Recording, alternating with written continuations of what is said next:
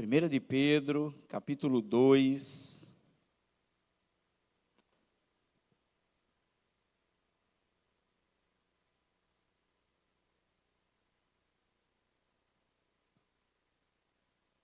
Vamos para a leitura do nosso texto, para que assim possamos refletir um pouco hoje à noite. 1 de Pedro, capítulo 2, a partir do verso 9. Diz assim, então, a palavra do Senhor.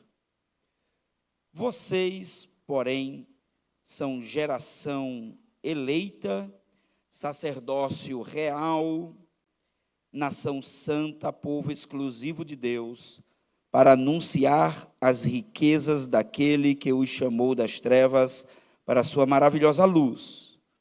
Antes, vocês nem sequer eram povo, mas agora são povo de Deus, não haviam recebido misericórdia, mas agora a receberam.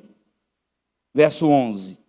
Amados, insisto em que, como estrangeiros e peregrinos no mundo, vocês se abstenham dos desejos carnais que guerreiam contra a alma.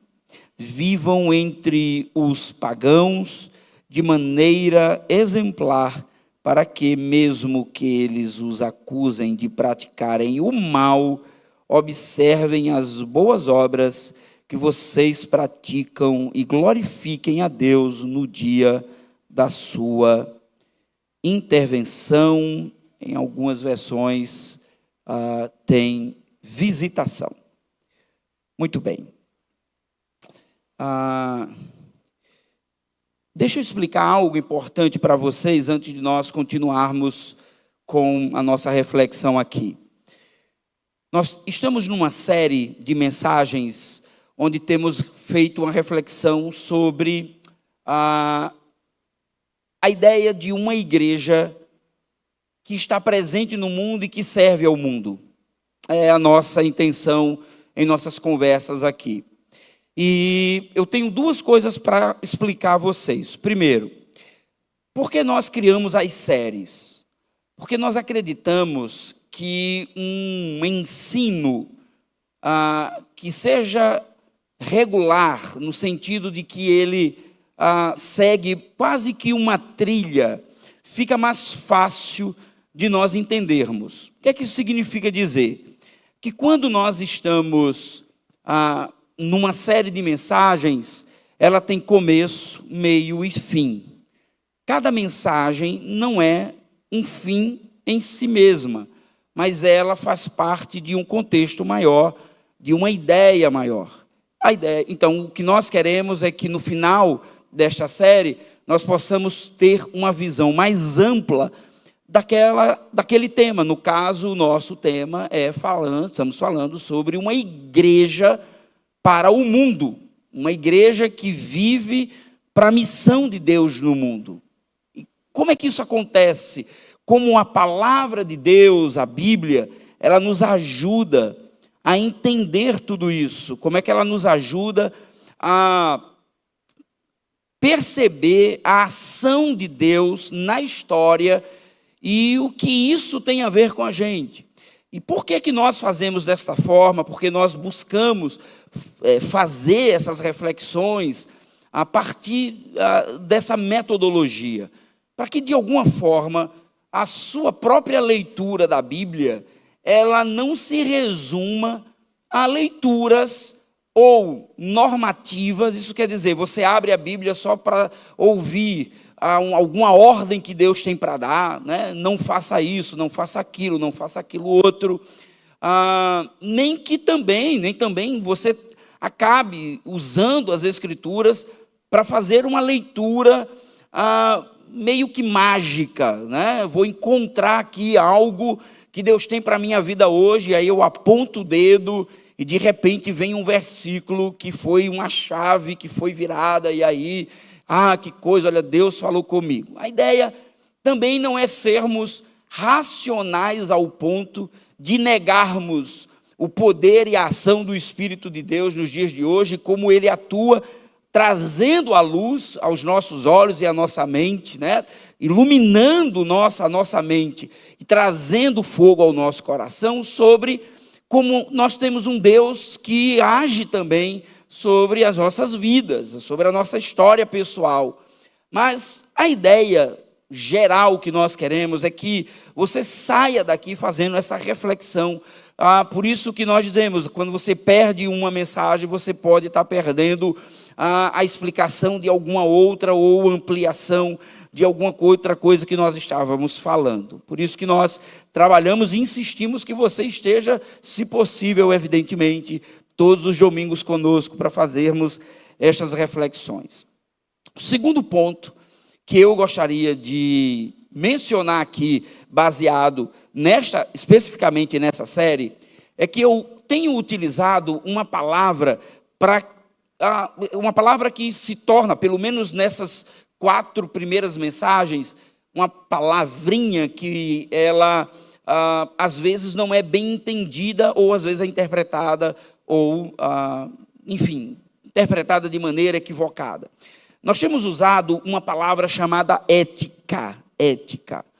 A ideia é que, se pudéssemos traduzir isso para uma palavra mais do nosso cotidiano, mais comum, eu diria para vocês que a ideia da ética cristã, ou o que nós estamos encontrando aqui na Bíblia, como relacionar a eleição de Deus. Deus nos elegeu para sermos seu povo.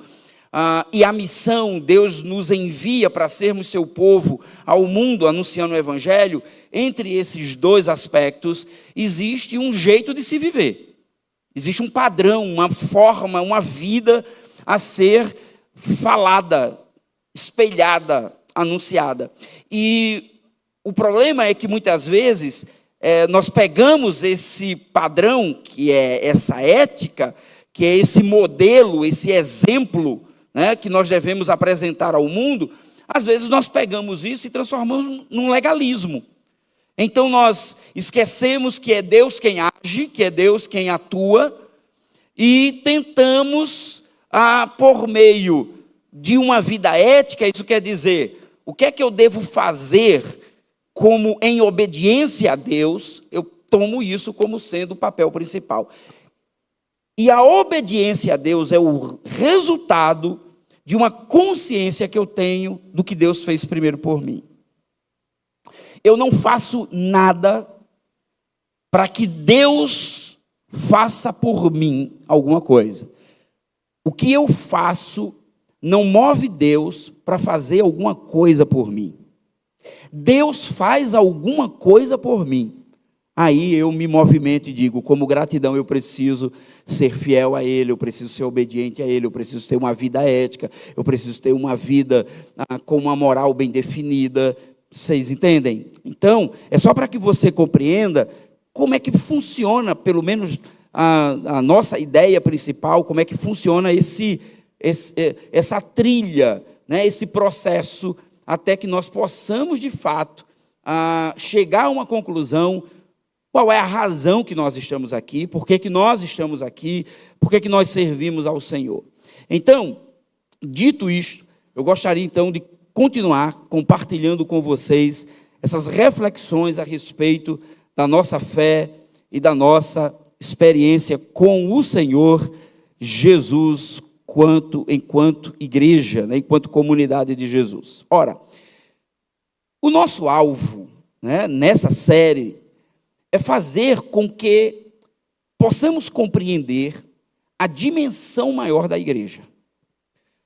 Qual é a dimensão maior da igreja de Jesus? Existe um propósito muito maior que o simples ato de nos reunirmos e realizarmos cultos. O povo de Deus é um povo que está em missão.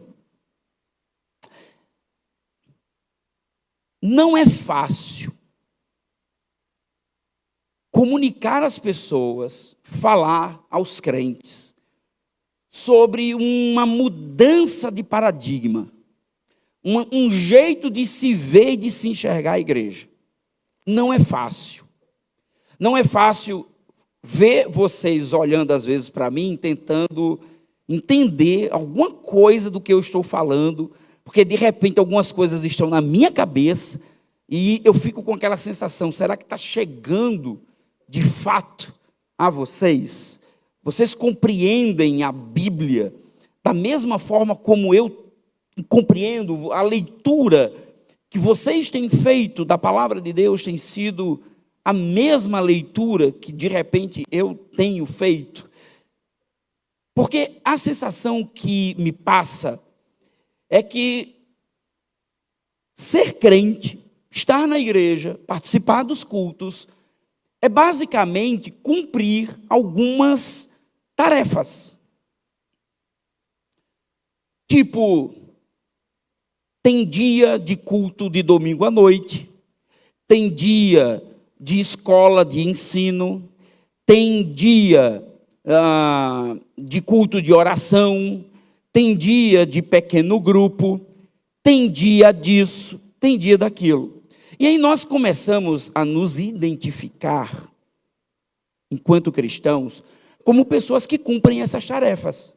Se eu cumpro essas tarefas, eu entrei dentro do jogo. Entende? Mas pense o seguinte: boa parte de vocês não é o caso, não é como eu, que nasci na igreja, meus pais eram evangélicos, meu avô era pastor de igreja. Então, a minha vivência, toda a minha experiência de vida foi dentro de uma igreja, dentro de uma comunidade evangélica. Mas muitos de vocês não vieram, né, desse berço, né? Já viu aquela história? Eu nasci em berço evangélico, né? Muitos de vocês vieram da realidade fora do contexto da igreja. Então, quer dizer, vocês foram de alguma forma alcançados, houve uma conversão a Jesus. Você estava no mundo, vivendo a vida lá no mundo, e de repente Jesus chegou, alcançou a sua vida, e agora você faz parte da igreja. Quando é que nós entramos no jogo, de verdade? É quando a gente consegue cumprir todos esses rituais, né? Por isso que quando ou eu não venho à igreja, ou eu falto ao ensaio, ou eu não venho para algum lugar que foi feito preparatório para um culto, ou eu não venho ao culto, né, mesmo. A gente diz o quê para as pessoas? Fulano não tem compromisso com Jesus, fulano está sem compromisso. Cadê o compromisso de cicrano?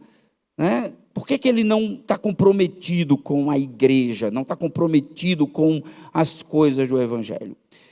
Porque, para a nossa cabeça, o que nos identifica como crentes são as nossas ações, as nossas atividades. Entramos no jogo. E entramos no jogo quando temos essa série de atividades para fazer. E elas fazem parte, elas são importantes, elas são necessárias, e elas nos equipam e nos capacitam para algo maior, para algo que está para além, muito, muito amplo, muito para além dos encontros e das reuniões que nós realizamos no domingo à noite. Se Deus está em missão, a igreja está em missão. Isso é uma mudança de paradigma, irmãos, isso é uma mudança de modelo. Porque um modelo que se baseia no que nós fazemos para agradar a Deus, para alcançar maturidade, para ser mais alguma coisa, para um pensamento, para um modelo aonde estamos em missão, Deus está em missão, portanto, nós estamos em missão com Deus, porque fomos convidados por Ele para a missão dEle. Então, isso amplia o campo. Isso faz com que eu entenda que a minha relação com Deus não é baseado apenas em desempenho, em quantidade de atividades, em funções, em tarefas, né, em cargos, funções.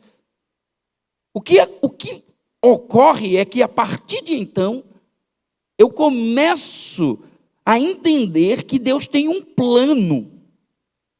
Primeiro, eu tenho que crer que Deus existe.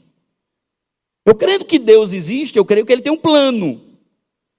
E se Ele tem um plano, Ele nos convida a fazer parte desse plano. E é um desafio para a gente isso, entender, porque nós estamos tão acostumados a ir à igreja, a ir ao prédio, onde a igreja se reúne. Nós estamos tão acostumados a fazer atividades, fazer coisas, se vestir de um jeito, falar de um jeito, né? Ter trejeitos evangélicos, ter linguagem evangélica. Né? Todo mundo que se encontra, todo crente que se encontra se identifica, né? Por causa da linguagem, seja ela mais denominacional ou não, mas nós nos entendemos. E nós nos identificamos desse jeito, dessa forma. O grande desafio é darmos um salto. Darmos um salto. Sairmos dessa coisa que é tão pequena e que não dá uma demonstração clara do papel e o avanço da igreja e da comunidade de Jesus no mundo. Do quanto pessoas não têm oportunidades de ter a liberdade que nós temos, por exemplo, de estar aqui hoje, num culto como esse, e que vivem uma experiência cultica completamente distinta da nossa, debaixo de perseguição.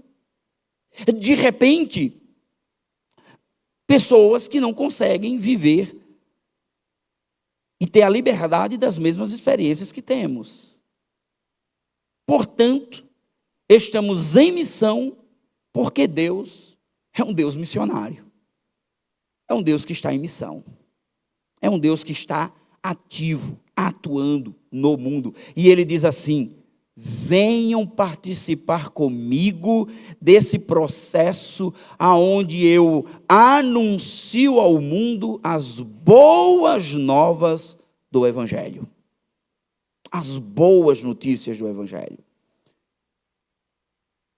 Então, essa forma de pensar nos acende um alerta. Nós não podemos nos conformar com grupos que promovem eventos para entreter a mente dos crentes. Nós somos o povo de Deus em missão. O que nos define não é a quantidade de eventos e programas que nós temos.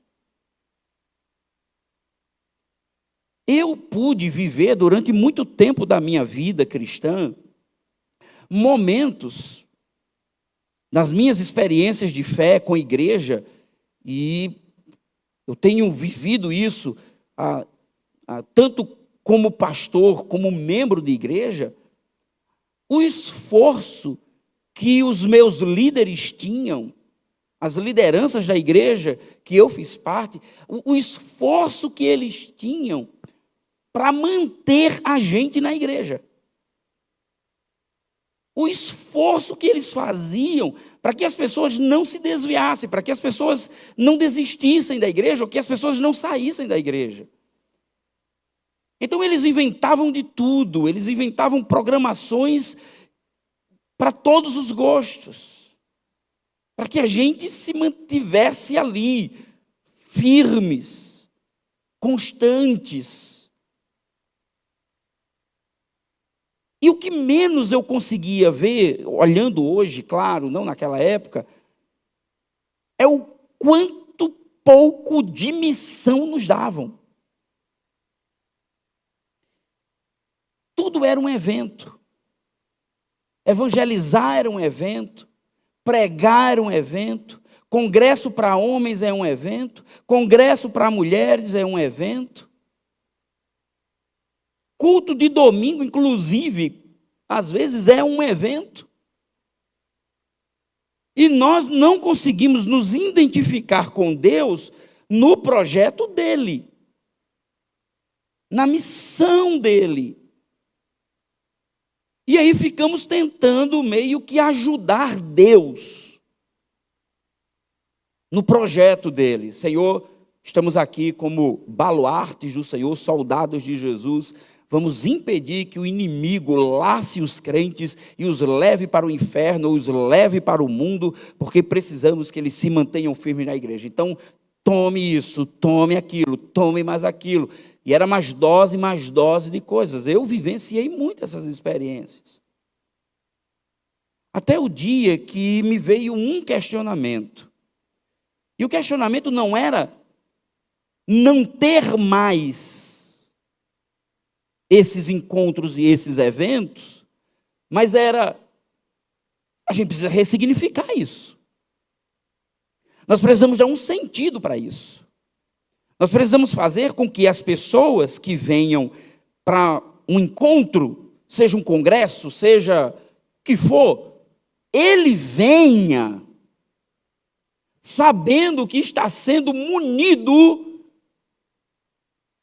de ferramenta para ajudar na missão de Deus. O problema é que os nossos eventos sempre eram voltados para o quê? Aliviar o nosso ego, dar aquela lavada, fazer com que nós nos sintamos bem, importantes e tudo mais. E nos esquecemos que nós fomos chamados por Jesus para sermos expostos ao mundo. Expostos ao mundo. Nós não fomos chamados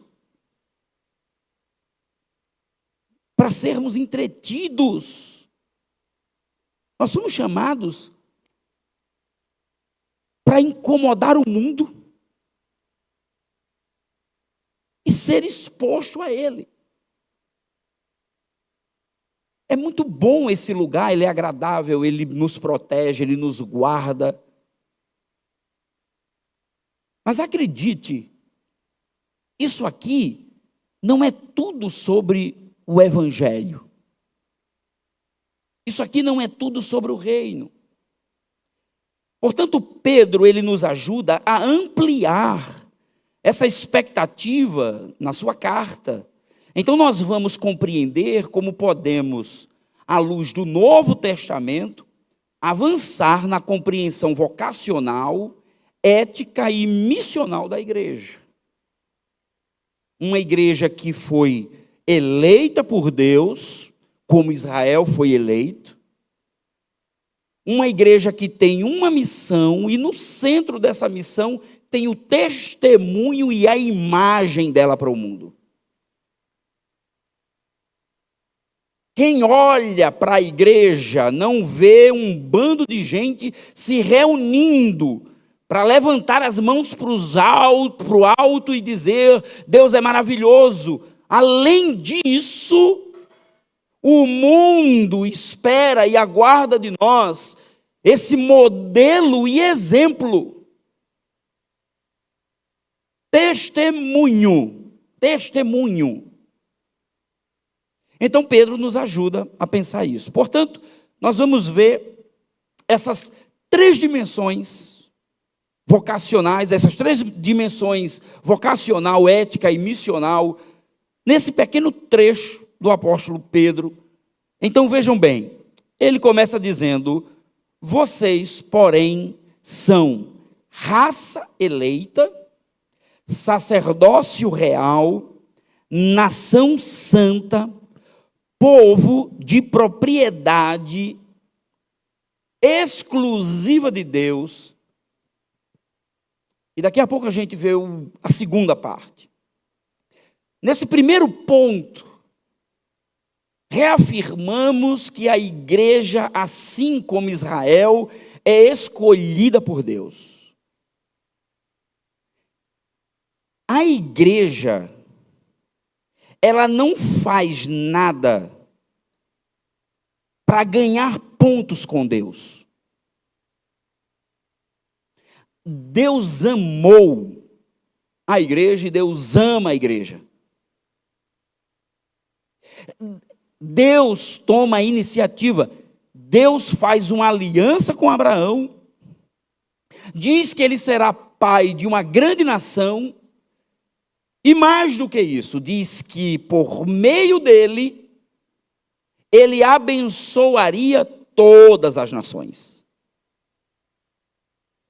Essa aliança que Deus fez com Abraão lá no Antigo Testamento perpassa a história, e Deus vai renovando essa aliança e apontando e sinalizando o tempo todo no mundo, na história, de que, de fato, ele está levando a humanidade a conhecê-lo. De alguma forma, Israel falha como sendo esse modelo para o mundo, então Deus então vem com a igreja de Jesus. Ela surge e nasce como essa continuidade do povo de Israel, agora anunciando as boas novas. Por isso que eu disse para vocês, outro domingo aqui, não faz sentido nenhum você idolatrar o país, né, de Israel, porque Israel cumpriu o papel que tinha na história. Ponto. Nós amamos aquele povo porque é o povo da promessa. Deus agiu por meio deles. Mas em termos redentivos, Israel cumpriu o papel. Cumpriu o papel dele. Fazer o quê? Cumpriu. Agora nós estamos aqui como povo de Deus, dando continuidade a esse projeto. Agora, de um modo diferente, porque o Messias já veio, já morreu, já ressuscitou, já inaugurou o reino e a nova humanidade. E agora nós anunciamos às pessoas as boas novas do Evangelho de Jesus. Aí é que a coisa começa a ficar bacana, porque aí você começa a entender por que foi que Deus pegou você e eu, que não somos nada, num mundo de bilhões de pessoas, e nos inseriu no corpo dele. Aí eu começo a entender que não tem a ver comigo, não tem a ver com os meus desejos pessoais, com os meus projetos pessoais, não tem a ver com os meus sonhos pessoais, tem a ver com o projeto de Deus. Então é um privilégio nosso fazermos parte da família de Deus, porque Ele nos convidou a sermos os embaixadores do seu reino neste mundo. Compreende? Então, não tem a ver com o que nós fazemos. O sacerdócio real aqui lembra a exclusividade do chamado para servir da igreja. Sacerdócio é serviço. A igreja, lembra-se, nós falamos de Êxodo, capítulo 19. Deus sonhava que Israel fosse uma nação de sacerdotes. Não deu certo lá, porque Israel, nação, não conseguiu ser sacerdote. Então Deus escolheu uma das famílias para serem esses representantes do templo, da adoração, do tabernáculo, que foi a família levítica. Na igreja, Deus muda. Agora não é mais uma família que representa Deus no mundo. Agora é todo o povo de Deus, inclusive os judeus, que reconhecem Jesus como Messias, são inseridos na comunidade, são inseridos na igreja e agora se tornam os proclamadores das boas notícias e se tornam o sacerdócio real. Os servos. Irmãos, sacerdócio é serviço. A igreja é chamada para servir ao mundo. Se você odeia o mundo, eu quero lhe dizer que você foi chamado para servir esse mundo. E é natural, Pedro vai dizer isso, que o mundo nos odeie. É natural que o mundo nos odeie. O que nós, como crente, não podemos é transformar essa nossa relação com Deus com a ideia de um relacionamento distante dele, distante do mundo dele. É como se disséssemos assim: Deus abandonou o mundo, deixou, como no dito popular, o Deus dará.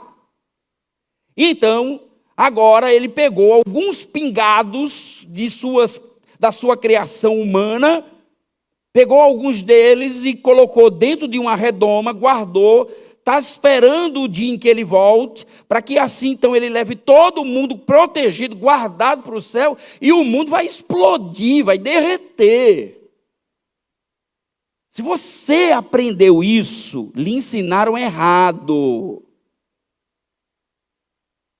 Se lhe ensinaram que Deus está no céu esperando a hora de explodir uma bomba atômica e detonar a humanidade, detonar a terra, lhe ensinaram errado, porque Deus está restaurando em Cristo Jesus toda a criação. Leia Colossenses e você vai descobrir que todas as coisas foram feitas para Ele. Não foi feita para ser. Deus não construiu para destruir. Deus está purificando. Pedro vai dizer isso. Eu estou purificando. Farei nova todas as coisas, novos céus e nova terra. Habitarei no meio do meu povo, as nações se dobrarão diante de mim. Então, você é um privilegiado, meu irmão. E você não é privilegiado porque Deus vai lhe dar um emprego bom amanhã, não. Você não é privilegiado porque Deus vai lhe dar um carro amanhã, não. Você não é privilegiado porque Deus vai lhe dar um casamento amanhã, não. Você é privilegiado porque você estava perdido e distante de Deus e foi aproximado dEle para viver como Ele e para Ele. Se não é isso, nós somos atores, encenando uma mentira, uma ficção. E aí o conhecedor do mundo, o intelectual do mundo tem razão, quando diz que nós somos um bando de alienados, que se reúnem para ficar adorando um Deus que não vê, que não existe. Claro que ele está certo, porque se a nossa motivação se resume a êxtase de final de semana, não faz sentido nenhum. A nossa vocação é para dizer às pessoas que Deus existe. E dizer para as pessoas que Deus existe requer-se um jeito de ser parecido com Deus. Compreende? Por isso que a gente não termina o culto aqui, a gente fica perguntando: quem quer aceitar Jesus? Quem quer aceitar Jesus? Quem quer aceitar Jesus? Levante sua mão quem quer aceitar Jesus. Porque para mim não diz muita coisa. Eu vi muita gente levantar a mão dizendo que aceitava Jesus, mas que não estava disposta a ser como Jesus. Às vezes aceita Jesus porque está passando por uma luta, um problema, uma dificuldade, e alguém diz para ele que se ele vier para Jesus, Jesus vai resolver todos os problemas dele. E eu já vi gente aqui se converter e estarmos aqui louvando a Deus e dizendo o quanto Deus é bom, e ver o casal com uma família quase destruída, as coisas de cabeça para baixo, e aí vieram para a igreja e de repente Deus vai restaurar o casamento, que Deus pode restaurar com um propósito definido, evidentemente, mas Deus vai restaurar o casamento. O problema, meses depois que o casal se converte, o cara largou a mulher. Aí a gente paga de mentiroso, porque dissemos para ela, para eles, que Deus iria renovar, iria mudar. Ou quando chegamos para um doente e dizemos para ele: eu tenho certeza, se você crer, Deus vai lhe curar. Você vai dar testemunho e Deus vai... E aí, poucos dias depois, morre. Religioso é um problema. E religioso que se apega a essas coisas é difícil. Vocês viram quando a cantora Preta Gil morreu? Aí, você viu um padre que foi para as redes sociais, saiu nas redes sociais uma homilia dele, ele pregando, dizendo que ela morreu por causa que ela adorava os deuses dela lá, né, da religião dela. Vocês lembram? Vocês viram isso? Eu acho que muita gente viu isso, não viu? Aí os crentes, é verdade. Deus é assim, com Deus não se zomba, com Deus não se brinca. Eu achei engraçado isso, porque eu vi sobre a repórter também, né? Teve uns crentes dizendo isso, com Deus não se zomba.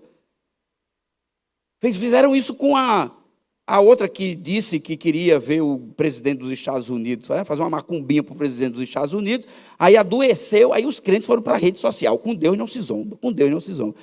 Como se Deus estivesse lá no céu, como se Deus fosse agente nas redes sociais, como se Deus fosse agente reagindo às falas das pessoas nas redes sociais. Nós somos tão hipócritas, irmãos.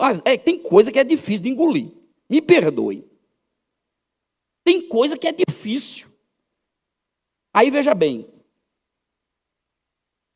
quantos pastores não sobem no púlpito, impõem a mão sobre a cabeça de enfermos, dizendo para aquelas pessoas que elas serão curadas, dizendo para aquelas pessoas que elas vão sair do câncer, dizendo para aquelas pessoas que elas vão ser curadas da leucemia, que vai ser curada do burnout, que vai ser curada de qualquer enfermidade. Resultado, a pessoa morre. Ninguém vai para as redes sociais dizer assim: cadê o Deus dos cristãos que não curou aquela pessoa? Nós somos as criaturas mais esquisitas desse mundo. Claro que é fácil, irmão, ser crente vindo para a igreja no domingo à noite, assistindo um culto, ouvindo uma mensagem, cantando umas músicas, indo para casa. Tá fácil. Ruim é pensar. Dá trabalho é pensar. Dá trabalho é ler. Dá trabalho é meditar. É ficar em silêncio diante de Deus ao invés de falar. Difícil é ser como Tiago diz, sejam tardios em falar, mas sejam longânimos em ouvir. Todo mundo tem uma resposta, todo mundo tem um comentário para fazer num post, todo mundo tem alguma coisa. Use as redes sociais para falar de Jesus. Use as redes sociais para falar de um texto bíblico que mudou a sua vida. Use as redes sociais para falar de coisas que edificam. Pare de ficar usando rede social para ficar falando bobagem, coisa que você nem sabe, nem entende. Somos defensores da fé. Deus não precisa de você para defendê-lo. Deus subsiste não. Deus existe na eternidade. E no dia em que Ele não quiser mais que as coisas sejam como são, não serão. Deus não precisa do nosso favor. Nós precisamos do favor de Deus. A exclusividade do povo de Deus, propriedade exclusiva, é apenas um distintivo que o faz ser luz e sal no mundo. Ser povo exclusivo não significa dizer que você tem uma tarja no peito dizendo assim: eu sou de Jesus e você é de quem?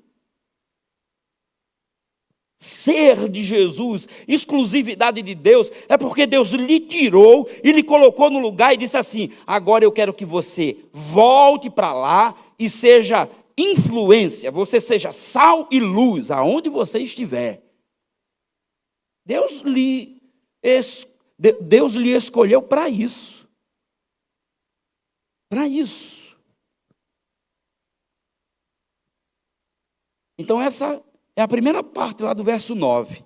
Sacerdócio real, nação santa, povo de propriedade exclusiva de Deus, né? A santidade também como pessoas que foram separadas para pertencer ao Senhor. A igreja é separada para pertencer ao Senhor, como Deus queria que fosse com Israel. Sede santos, porque eu, o Senhor vosso Deus, sou santo. Eu separei vocês para que vocês sejam modelo para o mundo. a gente entende santidade como uma espécie de separatismo do mundo. Não, você é separado para ser luz e referência para o mundo. Então, qual é a dimensão missional que nós encontramos nesse texto?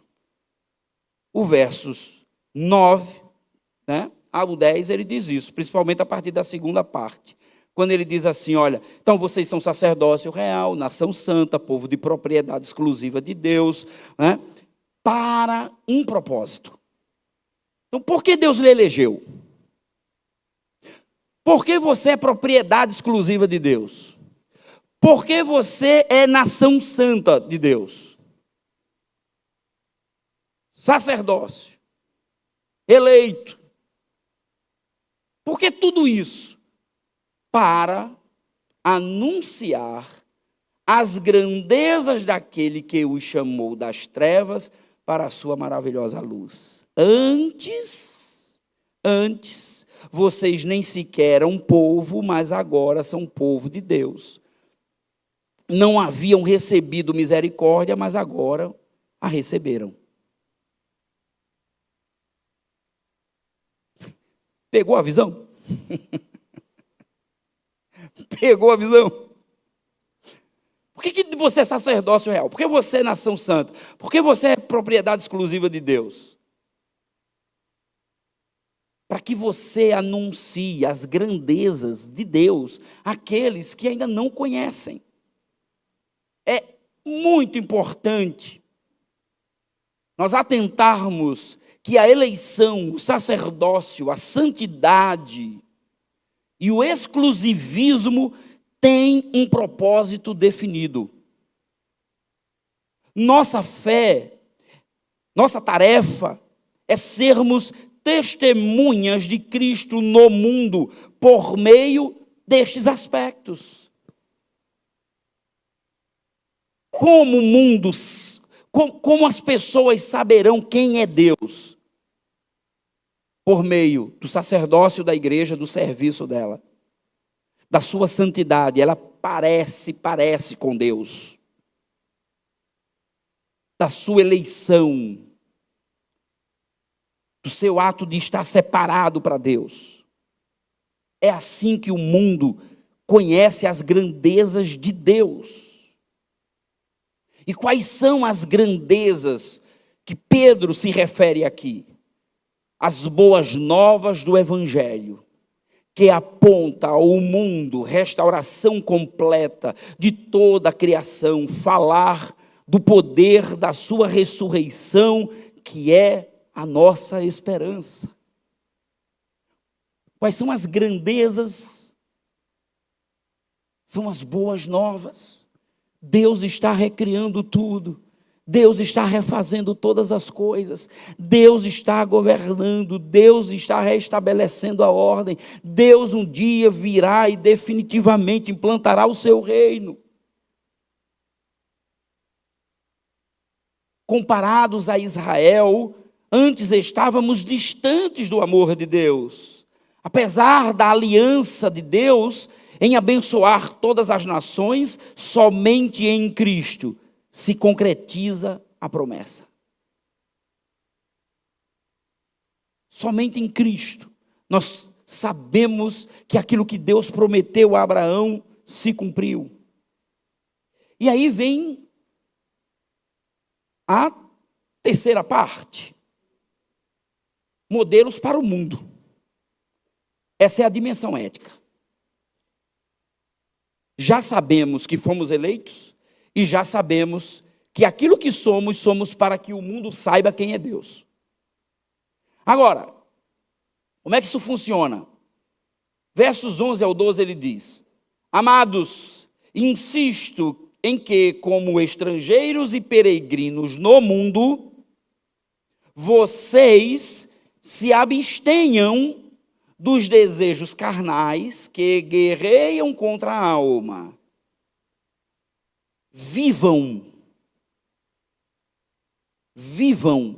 entre os pagãos de maneira exemplar, para que mesmo que eles os acusem de praticarem o mal, eles observem as boas obras que vocês praticam, e eles, vendo as boas obras que vocês praticam, glorifiquem a Deus no dia da sua intervenção.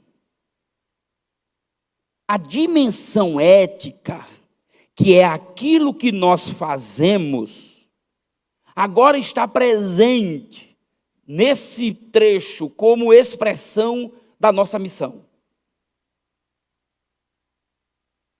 Um ponto importante aqui é o seguinte: lá no verso 12, Paulo, ele diz o seguinte: vivam entre os pagãos. É interessante porque a palavra pagãos aqui é a palavra grega etnos, que significa nações. O autor, ou o tradutor da NVI, que é a versão que nós lemos aqui, eles decidiram traduzir a palavra etnos, que é a palavra nações, por pagãos. Mas a melhor forma de entender aqui é que a comunidade de Jesus, ela é um modelo e um exemplo para as nações, para os povos. Neste sentido, a igreja tem o papel de ser testemunha de Deus entre as nações que ainda não conhecem ao Senhor. Esse é o papel da igreja. Para isso que ela existe. O nosso dever é viver entre eles como exemplo. A ideia principal para entender a última parte do texto, onde ele diz, glorifiquem a Deus, então eles, as nações, olhando o exemplo e o modelo da igreja, eles mesmo acusando a igreja de algum mal, no final das contas, pelo exemplo da igreja, eles glorifiquem a Deus no dia da intervenção ou visitação. A ideia aqui é que no final dos tempos, quando Deus restaurar todas as coisas, por causa do testemunho da igreja, os povos glorificarão a Deus no dia da sua visitação. Irmãos, o mundo não reconhecerá o papel da igreja pela altura do grito dela. O mundo não se renderá a Jesus por causa do poder institucional, eclesiástico e político da igreja.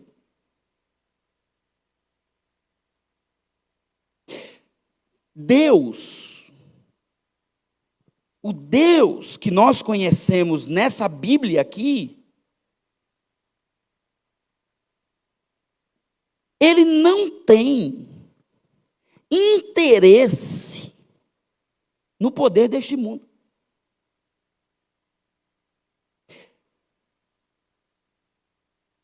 Deus, o eterno, o dono das nações, o Senhor da história, ele não está querendo uma cadeira na presidência do Brasil e nem está querendo uma cadeira na presidência dos Estados Unidos ou uma cadeira na presidência da União Soviética ou uma cadeira onde você imaginar que ele deva ser o Senhor, porque ele já é o Senhor.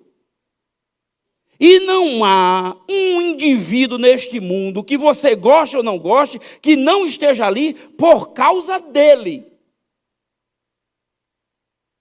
Então, o nosso papel como igreja não tem nada a ver com essas bobaginhas, essas besteirinhas que nós ouvimos por aí. Irmãos, nós temos um dever, e o nosso dever é sermos testemunhas vivas de Jesus como um povo santo. Então, preste atenção. Como é que o mundo sabe quem é você? Como é que o mundo sabe quem é Deus? Deixa eu lhe dizer como é que Deus sabe. Como é que o mundo sabe quem é Deus? Você é um bom marido? Hoje é dia dos pais. Você sabe quantas mulheres estão hoje comemorando o dia dos pais por causa, elas sendo os pais, por causa da ausência de homens dentro de casa? Você sabia que nós vivemos uma geração de homens completamente descomprometidos com a obra missional? Você sabia? Dia dos Pais. Dia dos Pais. Você sabia que tem muito homem que é muito crente na igreja, mas é um vacilão no trabalho? Você sabia que tem muito homem, que é líder, mas que é um grosso, ignorante, maltrata os filhos, sai de casa, faz o que quer, não dá conta para ninguém? Você sabia? Você sabia o que é testemunho para o mundo de quem nós somos como crentes? O que é que Deus quer? É que os súditos do seu reino diga para o mundo, anuncie ao mundo, aponte ao mundo que os filhos são obedientes aos pais, que amam aos seus pais, que ouvem aos seus pais, de pais que se preocupam com os seus filhos. Está aí, irmãos, o mundo está fazendo uma coisa que era para a gente fazer. Um influencer vai para as redes sociais denunciar aquilo que a igreja já deveria estar fazendo há muito tempo, mas tem muito homem da igreja sendo o seguidor desses canaizinhos aí. Tem muito irmão da igreja que são seguidores desses Instagrams. Aí o mundo vem e fala. Deus disse: se o povo não fala, as pedras clamam. Se meu povo não fala, tem quem fale. A gente tem que parar com essa hipocrisia, gente. A gente tem que ser crente, mas crente que de fato expressa a graça de Deus. Nós temos que ser aqueles que dizem para o mundo: Deus está presente, Deus se preocupa com os nossos filhos, Deus se preocupa com a saúde mental dos nossos filhos, Deus se preocupa com a sexualidade dos nossos filhos, Deus se preocupa com tudo. Deus é um Deus presente, constante, mas nós estamos só preocupados com o culto no domingo à noite. Olhe lá, porque tem dia que dá vontade de ficar em casa mesmo. Olhe lá se algum de vocês ainda voltam para aqui, né, nos próximos dias, para ouvir o final dessa série.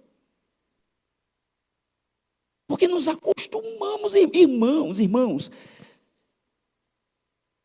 gente precisa se agarrar à palavra de Deus.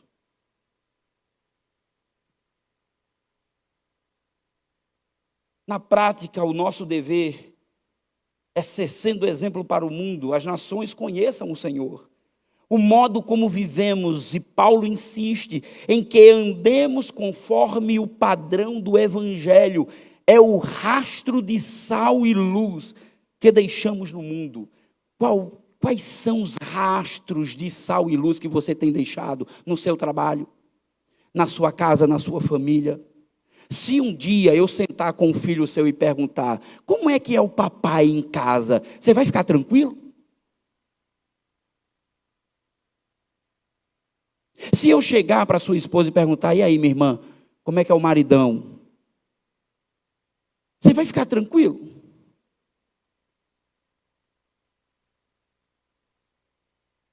Que tipo de evangelho você vive? O que deixa rastro de sal e luz?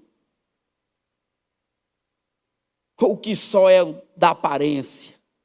No culto todo mundo é santo, no culto todo mundo vai para o céu, gente. Aqui ninguém vai para o inferno. A lógica por trás de uma vida santa é a seguinte: viemos a Cristo para encontrar esperança e respostas para uma vida vazia e sem Deus. Uma vez que Ele nos encontra, nos envia de volta ao mundo para que testemunhemos do seu amor e poder. Você vem para Deus, Ele cuida de você. Ele vai cuidar do seu casamento, Ele vai cuidar da relação dos seus filhos, Ele vai dar uma geral na sua vida. Mas essa geral que Ele vai dar na sua vida tem um propósito. E qual é o propósito? Anunciar as grandezas daquele que lhe tirou das trevas para a sua maravilhosa luz. Você sabe por que Deus restaura casamento? Você sabe por que Deus cura e ressuscita mortos? Para dizer que Ele é Rei, para dizer que Ele é Senhor, e para dizer que um dia todas as famílias serão restauradas por causa da graça, do poder da sua ressurreição. Acabou-se. Para concluir, eu tenho algumas perguntas para lhe fazer. Se puder, anote, ou depois visite essa mensagem em outro lugar. Você consegue entender que a sua vida como cristão é muito mais que vir a uma reunião no final de semana? No seu trabalho, as pessoas veem em você sinais do reino de Deus? Nas suas atitudes, nos seus olhares, elas veem. Elas enxergam em você algo que tem a ver com luz e sal. Você consegue aceitar que nem sempre nossa relação com Deus implica em algum ganho material? Você consegue entender isso? Nem sempre tem ganho material, irmãos. Se eu fosse fazer uma lista para vocês do que eu já pedi a Deus de coisa material e Ele me negou, tem muita coisa. Mas você consegue entender que nem sempre Deus diz sim para tudo que a gente pede, só porque a gente é crente?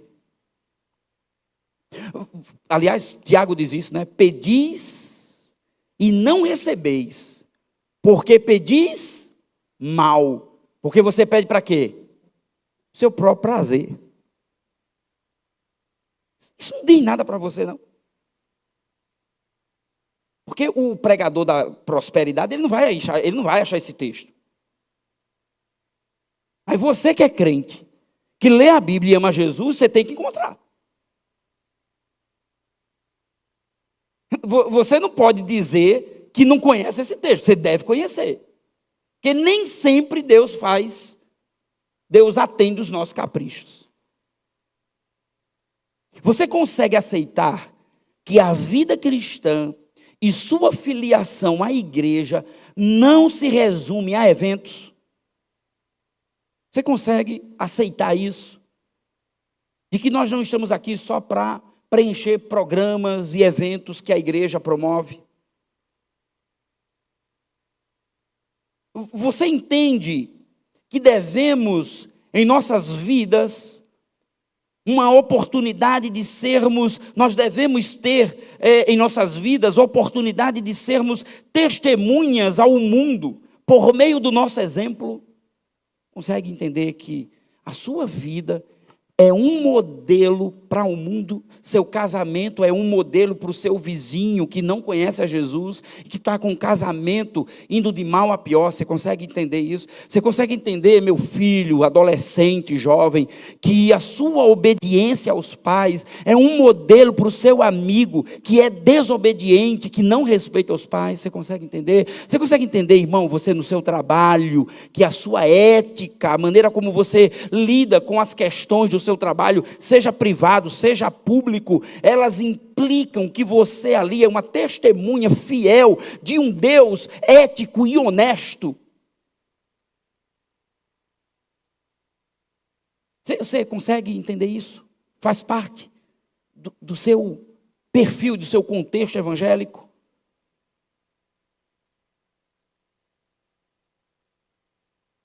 sua família, o seu trabalho, sua escola, tudo isso tem a ver com essa relação com Deus. O povo de Deus tem um grande desafio de ser sal e luz para o mundo.